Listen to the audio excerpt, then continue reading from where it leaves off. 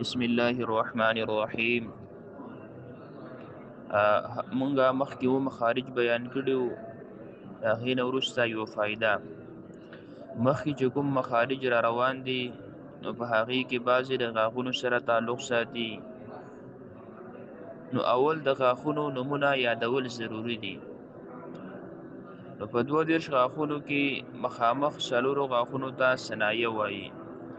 عام طور باندې د انسان په خوله کې څو غاښونه دي؟ 32 غاښونه دي. مخامخ څلورو غاښونو ته چې دوه بره دي او دوه ښکته دي، دې ته ثنایه وایي. او بره مخامخ دوه غاښونو ته ثنایه علیه وایي، او لاندې مخامخ دوه غاښونو ته ثنایه سفله وایي. بیا د ثنایه سره په خوا کې هر طرف ته لاندې او باندې یو غاښ، یعنی څلورو غاښونه. د ثنایه سفلا په خوا کې یو ښي طرف ته بل ګس طرف ته، دا شان د ثنایه علیا په خوا کې یو ښي طرف ته او بل ګس طرف ته. دې څلورو غاښونو ته رباعیات وایي.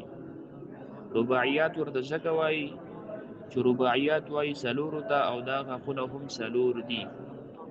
یا رباعیاتو معنی ده ودرېدل، او په دې کې هم خوراک ودرېږي. او دې ته قواطع هم وایي. قواطع ورته ځکه وایي چې د قواطع معنی ده کټ کېدل، او دې سره هم څیزونه کټ کېږي. نو دا تقریبا 8 غاښونه شو، او دا شان به انشاءالله په قلار باندې